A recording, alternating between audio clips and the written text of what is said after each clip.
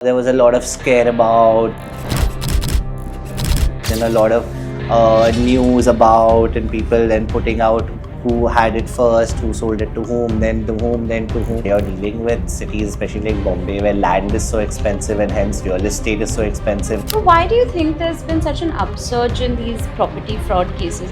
Have you followed the whole due process of law, which is what tendering, evaluating, and figuring out who is giving you high, seeing that it is apples to apples. So how come we're still getting fooled?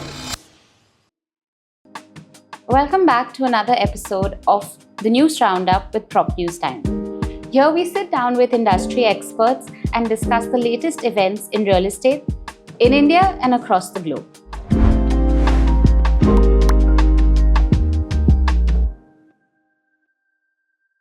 Welcome to the show.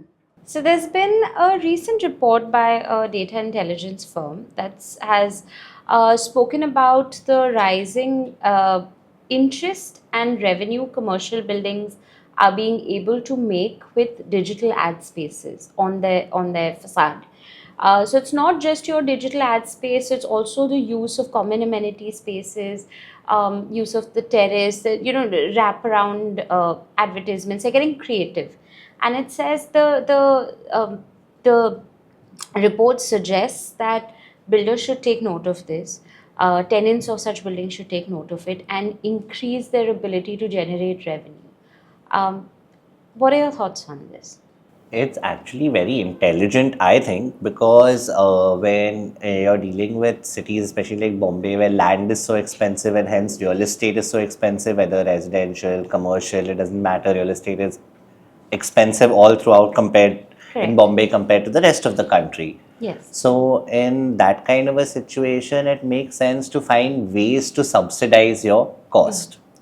So whether a commercial building is using common space, renting out common spaces or putting up digital hoardings, or whether residential buildings think of doing something similar. Right. The more one does to subsidize their cost, the cheaper your overall cost of living in this city will start to get. And at the moment, it is so high that I feel anything that any idea that people have and are implementing successfully that is being able to bring down this cost is one that is worth noting and considering, right? Right. I agree because, but you have to understand there are nuances to that.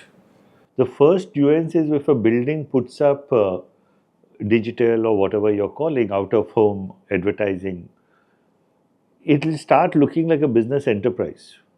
So you're liable to income tax as well as GSTs. Right.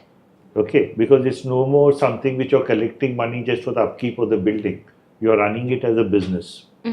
Okay. Right. So whenever somebody does business, not only are you will become subject to taxes, it also becomes very contentious issues in the meetings. Okay. Because it won't be too far-fetched to think a resident might accuse an office bearer that you're giving it cheaper. Right. Have you followed the whole due process of law, which is what tendering, evaluating, and figuring out who is giving you high, seeing that it is apples to apples. Yeah. So you're getting into a thing which is a business sort of a venture, albeit at a very small scale, and you're getting into a lot of opening up a lot of doors for litigation, contention, and all that. So a society, before taking that call, should be very careful. Understood. To say that are we in a position to do it. If they are, it's very good. It supplements their income. It brings down the maintenance cost. Yeah. And overall, people will view the building positively for investment because the maintenance is lower. Right. Okay. But it involves a lot of permissions, even to get permissions from the police, from the traffic. It has a lot of implications. Right. So the building has to be sure that it wants to get into those implications. Commercial buildings, malls do it first because for them it's easier to attract the advertisers. Yes. Because their own occupiers will advertise.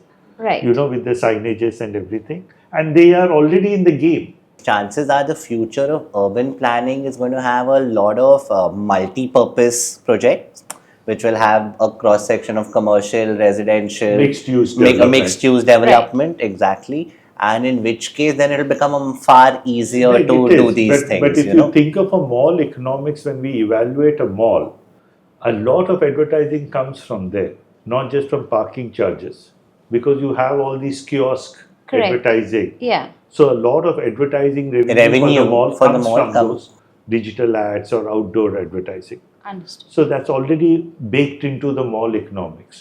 You know Okay. how much they will earn out of it. So yes, for commercial and retail is very useful and good, but for residential it should be a more reasoned out decision. My next question is about a recent Supreme Court ruling, which talks about what property documents are required to prove ownership. So they say just having the property sale deed registered is not good enough.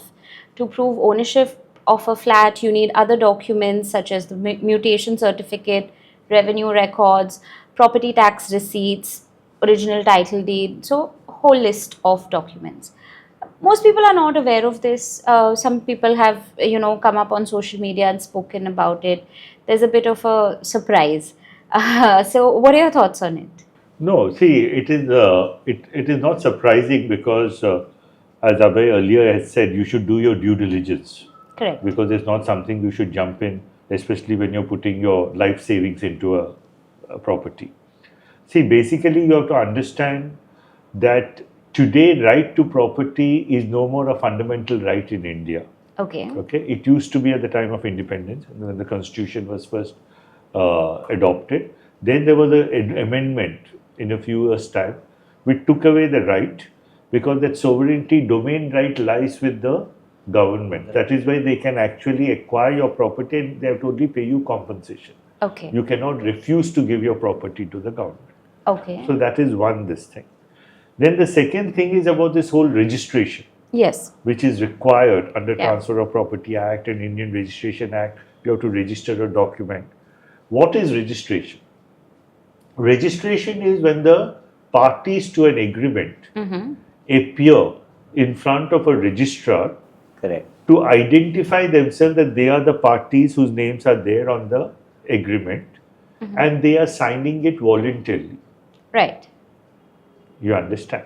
So that tomorrow, if somebody says, I didn't sign this or I didn't register it, the registrar is the witness to say, yes, he had come, his photograph is here, his signature is here, and he had sold it to this one. Right. Okay. But a registrar is not taking, and that is where the Supreme Court's ruling is important, he is not taking the onus or the responsibility of saying that he is the seller, he is Correct. the owner. He has come to sell his property to me. So the registrar is identifying him as Abhay. He is identifying me as Balaji. We are Right. proving to him that we are Abhay and Balaji. Right. And we are selling the two things. Yeah. But he is not checking to see whether Abhay is the owner of the property. You're not checking ownership out here. You're only checking. Because that will come out of digitization slowly. Right. Which is why we are looking at digitizing records. Yeah. And even in vertical developments and all that. Yes. the whole- Maharashtra has recently announced that we will start giving property cards Correct. even to flat owners. Yes, So vertical that- property records. Then maybe the registrar might also see whether he is the actually. Right. Whereas under the 712 or the 712, there at least you'll be able to know who is the owner because it's not vertical. Correct. So the land is there, so he will know it belongs to so and so person, and he is the one standing there. But in vertical developments, it's very difficult for a registrar to figure out whether he Right. is actually the owner. Correct. Essentially, because the Satbara records would have the society name. Am I No, correct? Satbara records, in India, in Yes. Bombay, in vertical Yeah, development, here that's the we society have- name, Yes. or the original landowner if you are not taken conveyance. Correct. Most of the times it will be the society name out here that In one most of looks the at. time, it and- might not be that bigger Might be because the half the Oh, correct. buildings have Some of them are not so even been old taken that they would not have You even done understand? that, So it will still be on the builder's name and So stuff. I think that's why the vertical property documents are supposed to add a layer of clarity. comfort and Yeah. clarity. Yes. But they will definitely know also the register whether there has been a mortgage because that again has to Correct. be registered. If a Correct. bank has given a loan and mortgaged your property, that has to be registered and known to the register. Okay. Okay. so that they will know from that record. But all this is not being very carefully checked nowadays so much in some cases. So I think it should become digitized to a large extent, and this Supreme Court ruling comes in time to say, please don't assume just because you have registered, I shouldn't assume now I am the complete owner. Correct. Because if his title is defective, in law it is said that he can't pass on to me a title better than what he has got. Correct. So if he has a defective title, he's only sold me the defective title. Correct. It's about proof of ownership. So Supreme Court is making it very clear that you have to, it's not just about proof of a sale or a transaction being done, you also have to be able to prove ownership, which is what there was a lot of scare about and a lot of news about, and people then putting out, okay, hey, these are the documents you need to check, you need to make sure the chain is intact and you know who had it first, who sold it to whom, then to whom, then to whom, and you have the entire link, and that's how you show. There's a single word for it. It's called provenance. Correct. You see, whether you buy a painting or something, it's a provenance, which gives you the chain of title. Correct. And that's what somebody who gives you a title certificate is supposed to ensure. Is supposed to ensure. And usually you're supposed to hold all the original records of all the whole chain of Correct. title. So proof of ownership was always part of the law and things. It's just that it was not something that was so actively looked at because there were not that many cases of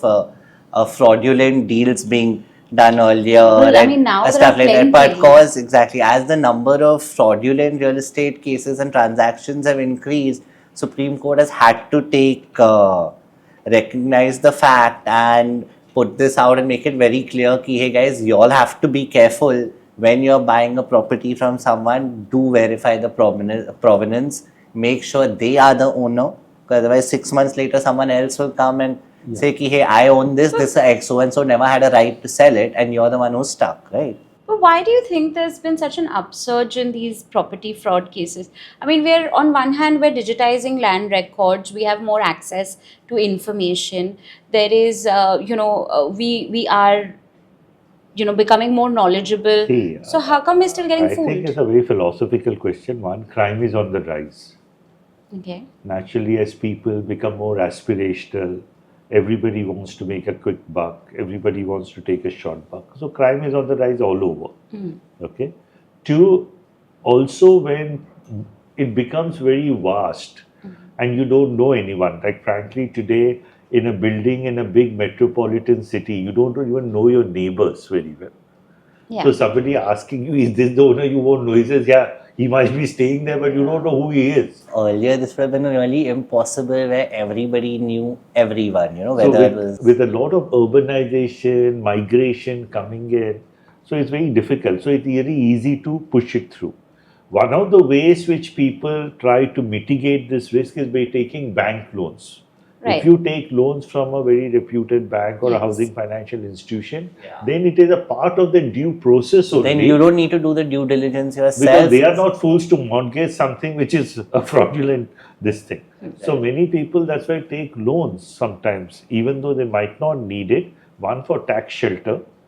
Two, for this reason itself, that it helps somebody else also checking the provenance and the chain of the titles. To check that yes, he is buying it from the right guy and there are no encumbrances on it. Now, once everything gets digitized and it's easy enough to verify, then maybe there will not be such cases. But till then, that's why now people are coming out, whether it's the Supreme Court coming out with judgments and warnings to people to try and educate them better. Everyone is trying to figure out ways in which to make real estate a little more transparent, Right. The transparency levels have always been so low that it's been easy to manipulate this market, and it is one of the most profitable ones as well. Right. You do one deal out here and you're basically set, You can, it's a big ticket. Yeah. No, I mean, it's like a difference between a bank robbery and a purse heist. Yeah. But one of the things which in technology it will help actually is when you get into this distributed ledger or blockchain, what we are calling technology, where the ownership or the so-called trace of it is there in more than one place. So Perhaps, even yeah. as a recovery, Yeah. during a disaster or something or otherwise, But it at is the a much moment, the better only system. other thing people can do apart from due diligence and bank loans then is where you can take something like a title insurance, maybe. Do you have those in India? You have it, but people generally avoid it. Some banks insist on it, most one of those, because it's an additional cost. Yeah. But Because- it exists. There is Okay. such a thing as title So insurance. if your title is really dubious, Useful. they Yeah. do it.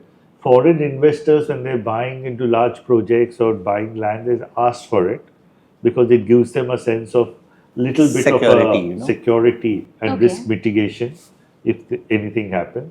But it's not widespread in India as much as it is abroad. Okay. No, most people have not even heard of title insurance actually, but it Yeah. exists and it can protect you in these cases as well. So recently we had a few states that have amended their laws allowing construction on small plots of land. So in Maharashtra now people can develop a house on something as small as 1 gunta, which is roughly 1,000 square feet. Telangana also updated their land act recently, similar restrictions allowing you to build on smaller pieces of land, and so has Andhra Pradesh. Now, the idea with all these acts initially was to avoid uneconomical fragmentation of land. So now they're saying that okay, if we keep certain measures in place, it's okay to allow you. So first, just for people to understand, can you explain very briefly what land fragmentation is? Yeah. See, land fragmentation, when you talk about, you actually talk about agricultural land. Right. Agricultural holdings in India are extremely fragmented, and that's why you can't do any large scale Right. sort of farming. Mm-hmm. You understand? Use better fertilizer, better equipment. So your number of people required are much more than what should be there. Right. So we call it in India disguised unemployment. So where it needs only 10 people, we might still have 40 people on that piece of land. Right. But having said that, that's about the agricultural side of it, Yes. farming. Whereas in non-agricultural side of it, people always bought land initially to build their homes. Right. Single family homes or multi-family homes they would build. Now, this in the current era is what is known as plotted development, because usually now a person doesn't go, unless he's in the very rich category, and goes and buys half an acre or 1 acre or 20 guntas or 40 guntas and make his own villa, because Correct. it's very tricky to Right. get all the facilities also. Yeah.